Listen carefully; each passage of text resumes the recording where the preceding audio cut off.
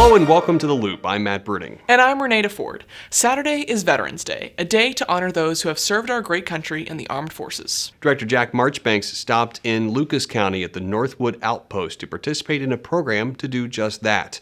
ODOT currently employs hundreds of veterans. We'd like to thank each and every one of them for their service to our country and now service to our state.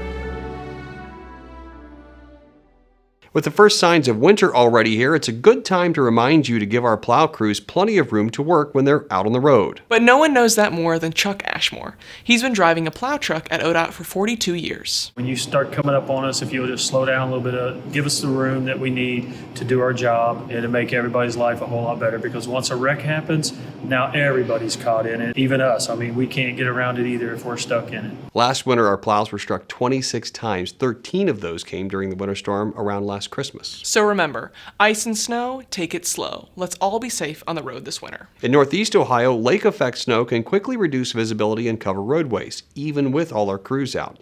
It's why we have created a corridor of I-90 where variable speed limits are installed.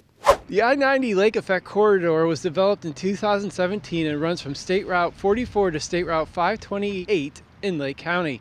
It was installed to reduce large multi-vehicle pileups that can shut down the interstate for several hours.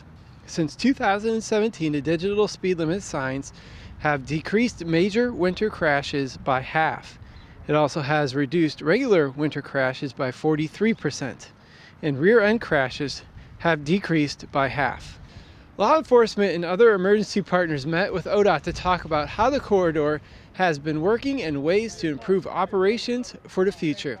The teamwork's crucial because just because we're operating the technology from Columbus, we really need the input from district folks and PD and law enforcement up in this area to really give us that feedback from the boots on the ground of like what they're seeing as well, and what can be expected. This is a great example of using technology to make our roadway safer. For The Loop in snowy Lake County, I'm Brent Kovacs. Thanks a lot, Brent. Well, you might know that Ohio has the second highest number of bridges in the U.S. behind only Texas. But did you know that many of them are historic?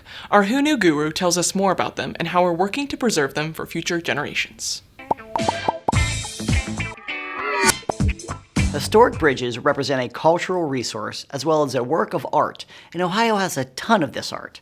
We have over 500 historic bridges, including over 150 wooden-covered bridges. Ohio features iron, steel, concrete structures, and even a stone bridge built when canals were still helping grow the state's economy. Some bridges were specifically designed to blend into the scenic landscape of a state or municipal park. These works of art tend to leave an impression on us. Many of us remember the bridge we crossed walking to school, a landmark on the way to visit relatives, the gateway out of state, or a welcoming indication that you are back in familiar territory. ODOT recognizes the importance of these structures, and that's why we work to protect historic bridges by preserving, relocating, restoring, and rehabilitating them when necessary. Who knew? Thanks a lot, Dave. Get more ODOT news online at transportation.ohio.gov. Follow us on social media. And keep sending those great story ideas and feedback to loop@dot.ohio.gov. And now, you're in the loop. We're in. We're saying there. The loop is the same. We're the same person.